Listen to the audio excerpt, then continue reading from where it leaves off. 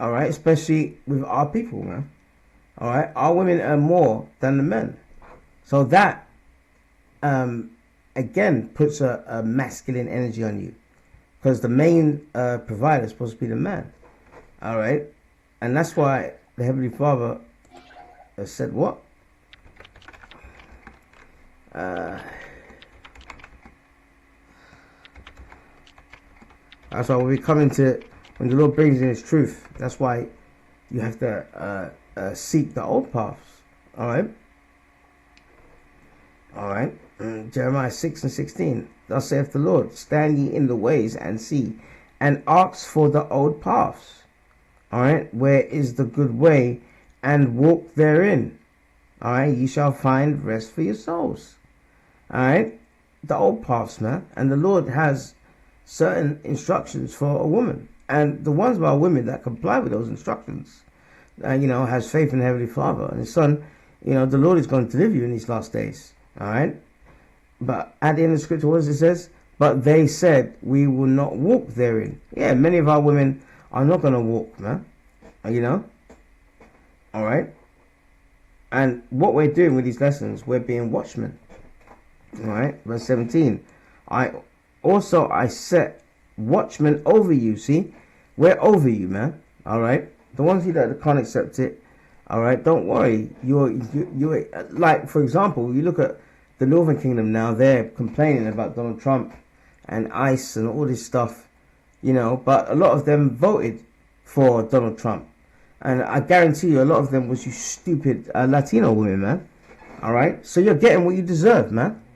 All right. Coming in and swooping you up. And many of them that they've got in these detention centers are actually legal. They're Israelites that are legal, but they're just swooping up anyone that is a Latino or black. All right. Also, I set watchmen over you, saying, hearken to the sound of the trumpet. But they said, we will not hearken. Yeah. And that trumpet is what? Warning. Like when the enemy comes back in the ancient world, or even, for example, in the Middle Ages, when our people had castles. All right. For example, Paris. You couldn't just walk into Paris. All right. They had walls all around it, man. All right. And you had Ottomans, people that would watch over the entrance of the sea. Okay. But it says they will not hearken. They will not walk therein. So a lot of our women they like this new age garbage bullshit. All right. They like it. You know why? Because they're fulfilling prophecy on their end, man. All right.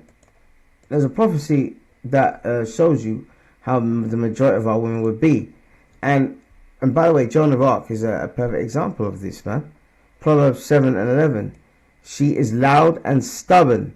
Her feet abide not in her house. All right. And that's a lot of our women, man. Out on a Friday, Saturday night, half dressed even more skimpy outfits than the Edomite woman. The Edomite woman dresses like a whore. But now our women want to be like them. They're overdoing it, man. They're outdoing the deeds of the wicked. Roughly paraphrasing. She is loud and stubborn, her feet abide not in her house. And that's how the majority of our women are. So this woman was on point. When, this business of having a career and all that kind of stuff is putting this spirit on our women. All right. To think that, I don't need a man and all that kind of madness and that bullshit, man. All right.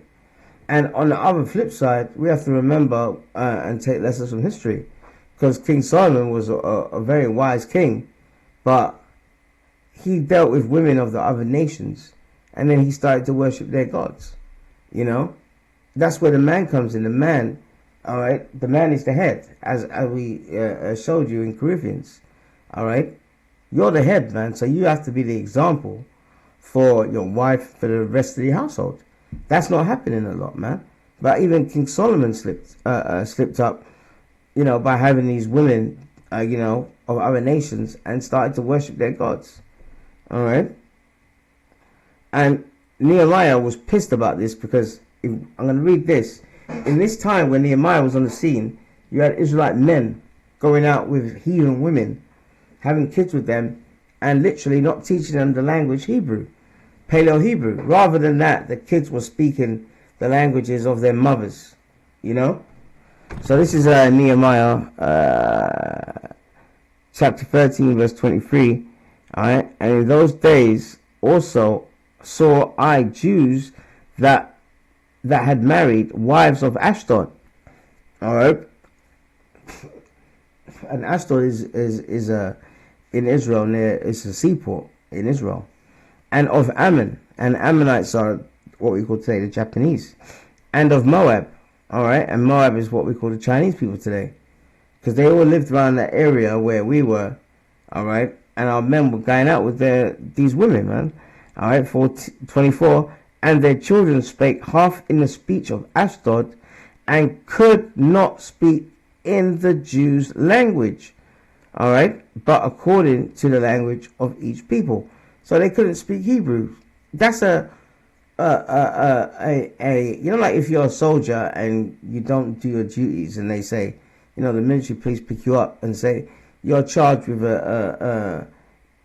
basically not doing your army duties, man. You know, you've been negligent in your duties towards the army. Well, you're negligent in your duties towards your wife and your children, to teach them, you know, their own language, their culture, their history. Back then, this pissed Nehemiah off. Alright? Verse 25. And I contended with them and cursed them. See, he was pissed. He cursed them and smote certain of them. Alright? He got physical with them and plucked off their hair and made them swear by the Most High, saying, Ye shall not give your daughters unto their sons. Alright? So your daughters, your Israelite women, you're not going to give it to heathen men to marry, nor take their daughters unto your sons for yourselves. Alright? So your daughters, not to give them away to heathens, you know, and vice versa. Same with your men and your women. Because what happens when you're, you know, you're one of our people and you marry these heathens, you know, you might be influenced to start worshipping their gods, which are all the gods and national idols. And then when it comes to war, all right, let's say Israelites are having a war with the Ammonites, you know, and the Ammonites, and you're Israelite man, and you've got an Ammonite wife, you know, you're going to be sympathetic towards those Ammonites, man. You wouldn't know what side you're on. See, it causes confusion, and the Heavenly Father is not the author of confusion. So the reality of the situation is we're commanded to be with our own women and be with our own men. All right? But the difference is that the Israelite man can be with a woman of the other nations, and those children that come out of that union are going to be Israelites, because you are who your father is. All right? Let's get that. That's the difference. The ones of our women, you're going out with heathen men and having their kids, those kids are not Israelites. They're tears, man. All right? Let's go. Numbers. Oops. Numbers. We have to prove all things. Numbers 1 and 18. Alright? Because you are who your father is. Sperm is the seed. Numbers 1 and 18. And they assembled all the congregation together on the first day of the second month. And they declared their pedigrees, their lineage, after their families, by the house of their fathers. Alright, by the house of their fathers. Sperm is a seed. Alright. So, when you go, like, for example, I got, well, he's a cousin, but I call him uncle, because, you know, in Sierra Leone, that's a tradition. You know, Israelites, really. When someone is, you know, a lot older than you, whatever, you call them auntie or uncle, I respect, you know. He married an Edomite woman. Alright. And he's had, like, what, 3 kids? And those kids, alright, like, the first kid they had, they named the son Solomon. And if you look at Solomon, he looks like he's Italian. Alright? But he's not Italian, he's an Israelite. It's just the fact that his mom is an Edomite woman. You know? So if you do that, but if you do that in that scenario, the kids that come out will be Israelites. Because you are who your father is. Sperm is a seed. Alright? If you plant an apple seed, alright, in your garden, what comes out of that if you water it and stuff You know, a tree comes out, and what fruit is going to be on that tree? Apples, man. All right. It doesn't matter what soil you put it in. It's the fact that the seed, all right, is an apple seed. That's what's going to come out. So, you know, they're my little cousins. You know, because he got Solomon, then he's got two daughters, two little sisters. All right. And by the way, the sisters look more so-called black than he does. He looks like an Italian. All right, but he's still an Israelite, man. All right. So this is, and that's why the subheading says, look, mixed marriage is forbidden. All right.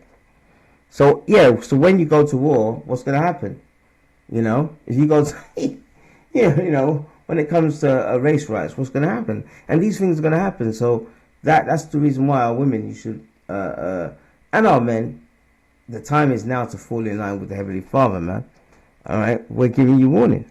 This is Isaiah 32:9. Rise up, you women that are at ease. And our women are at ease, man. All right, because they get more opportunities than the men. A strange thing will happen in the earth, a woman shall compass a man. And that's half the reason why they don't respect us. Hear ye my voice, ye careless daughters. Give ear unto my speech. Verse 10. For many days and years ye shall be troubled, ye careless women. For the vintage shall fail, and the gathering shall not come. Alright, verse 11. Tremble, ye women that are at ease. Be troubled, ye careless ones.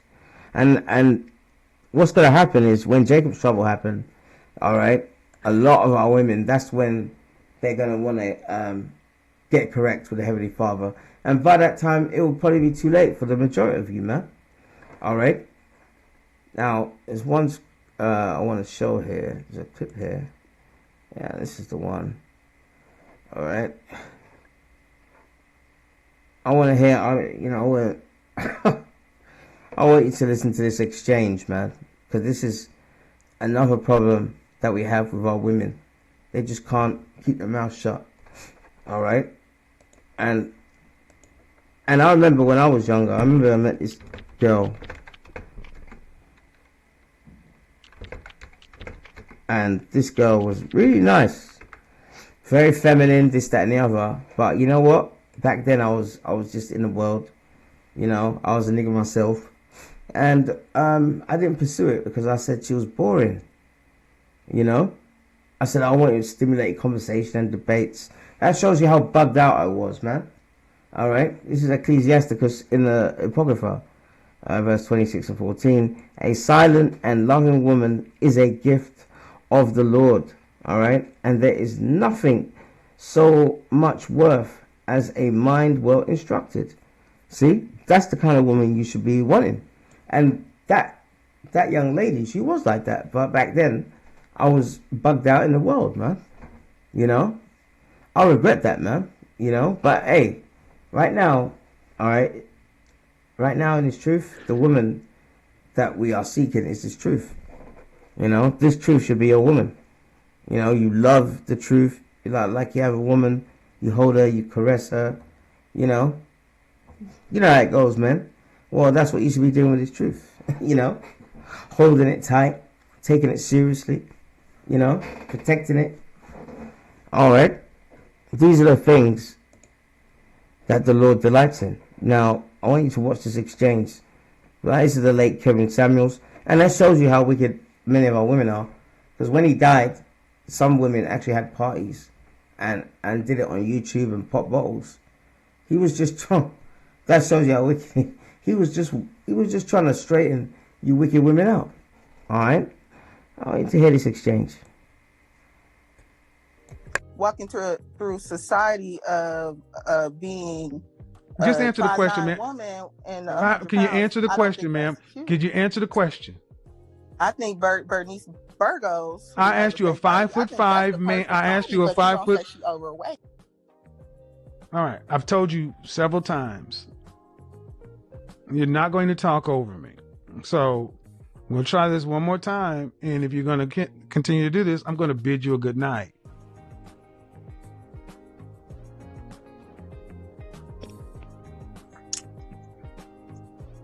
Hello? I asked you to answer the question, and you just keep on saying what you want to say. I just asked you to be polite, ma'am. I'm trying to be polite to you. Could you please answer the question? Just give me a ballpark. How much should a 5'5" man weigh? I was actually just looking at this chart recently, and I believe it's between 175 and 195. No, ma'am. No, ma'am, it's not. The average American man in 1960 was 5'9" and 3/4, 5'10", and he weighed 165 pounds. The average American female at the same time was 5'4", 120 pounds.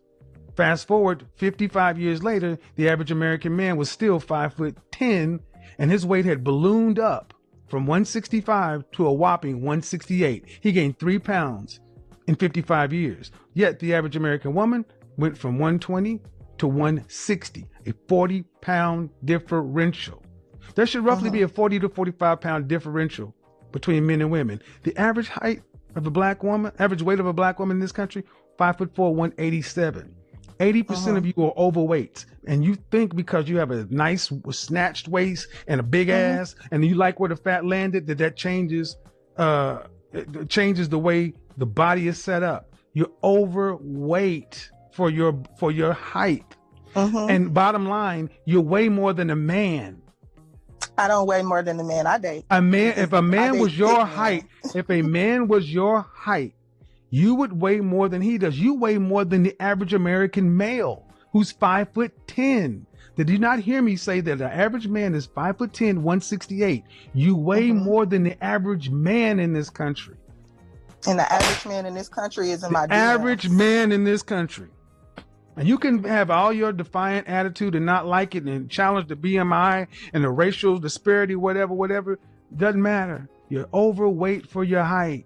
I am, and I'm fine as hell. Well, good.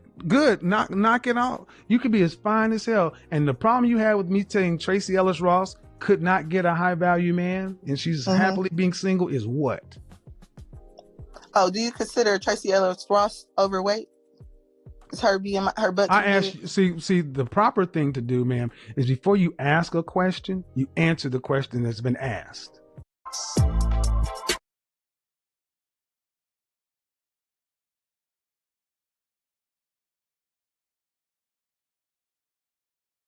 Answer a question while asking another one. That's rude. That's disrespectful. You're an educated woman. You should communications. Well, then you should know how to do it better than I do. I definitely do. Well, apparently, but you're not making a very good showing, ma'am, because you're being very rude and disrespectful as far as communication goes. You've done this many times. I've had to mute you twice. I'm a PhD. So the question was, answer the question. At this point, I don't remember the question. Right. So you have a degree in communication, but you can't keep up with the communication. I mean, there's a lot going on, sir. I'm right here. I'm on task. You're the one that said have your degree in communication. I do.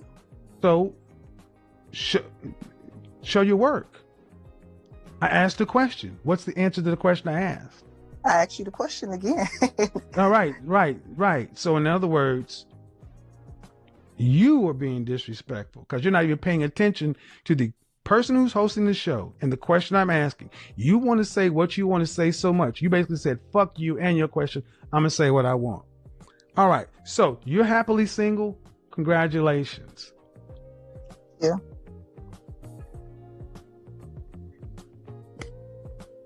What else? I said, thank you. So what else would you like us to know? I mean, I believe that's it.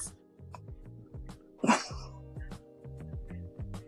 you're how old again? Say that again for me. So you're how old again? I'm 30. I just turned 30 this year. All right. 30 years old, happily single. 5'5", 170 pounds, 25-inch waist, and all these other things. But why, if you say you're happily single, but you'd be open to a relationship, which do you want? So right now, I decided because I was dating someone and I got out of that situation. Can you make it short, please, ma'am? Like, There are 4,700 people. Can you please kind of shorten it down so we can go back and forth? Which one would you like? Which one do you want? Do you want to stay single? Would you like to be in a relationship or married? Right now I'm focusing on me for a while, but after that, yeah, someday what? Maybe in a year I'll consider like dating and meeting someone, getting married. But have you ever been engaged? I have not. Okay. Women control access to sex. Would you agree or disagree? I agree. Men control access to relationship and marriage. Would you agree or disagree? I agree. So just because one day you may decide you want to do it, do you think it could happen just because you may decide you want to? If I meet the right person, yes. No. You don't control that. We do. See, you ladies always talk about one day in the future, if I decide I want to. You don't control that. Men do. One word, delusional. And unfortunately, that's the majority of our women, man. You know? That's the majority of our women, man. The Lord has given them delusions, man. You know? Here it is. She's rude, stubborn, doesn't want to answer. Why would you come on a program? You see? That's why these end time prophecies that the Heavenly Father set up is gonna be the great equalizer, man. Alright? It's gonna be the great equalizer. It's gonna put a lot of our women who are high minded, who are rude, stubborn and loud, alright? The Lord's gonna put them to death because there's no reason for him to save them. You saw that woman, you know, 30 years old with an attitude like that. You see, that's what America's done. That's why America's called Babylon the Great. All right, remember the word Babel means confusion. The word Babylon from the word Babel, which means confusion. That's all you get in America. I want a relationship someday.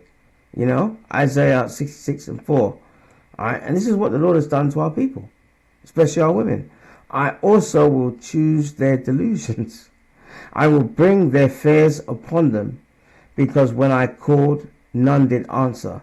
And the Lord's calling you now. When we do these videos, this is a call to action for our people, but we're concentrating on our women in this lesson, all right, to come back to Heavenly Father with all humility, you know, with meekness and humbleness, not with a great stubborn attitude like that woman, acting like she's happy. You're not happy being... You can't be 5'5" and be 170 pounds. All right, 30 years old. You know, probably got a cat. You know, no man in the house, and then you're saying maybe in the future I want to have a relationship, this, that, and the other. You know, this is. You know what all that was? That's just a front. Deep down, a lot of our women, you're deeply unhappy, and you're unhappy because this world, you've believed their lies. All right. That's why, and by the way, the Heavenly Father's done this to you. All right, he's done that to us. All right, because we have not been faithful to him. I also shall choose their delusions, and will bring their fears upon them, because when I called, none did answer. When I spake, they did not hear. But they did evil before my eyes, and chose that in which I delight not. You see, so the Lord is showing you clearly why the Lord has destroyed our people. He's choosing their delusions. And many of the delusions you women have is that one day you're going to get married and all this stuff. One day you're going to get put to death, all right? That's what's coming for you, with the attitudes that you guys have. But the ones of our women that the Lord, you know, that the Lord puts the Spirit on to come into His truth, there's a hope and a purpose for you, man. There's mercy. All right, there's protection, you know, there's divine intervention waiting for you. All right, just like that woman that Yahushua healed, you know, who had the issue of blood for 12 years. All she did is touch his garment because she believed that he was the Messiah. So those women back then, like her, are back on the earth today, because we know reincarnation is one of the mysteries in the Bible, and they're going to have the same faith, and the Lord's going to hear them, and He's going to save them. The ones that are stubborn like that woman, high-minded, all that stuff, all you're gonna do is get put to death, all right, in these last days. And the people that you worship, you know, your masters, slave masters, they're gonna turn on you, because guess what we're gonna have? We're gonna have race riots.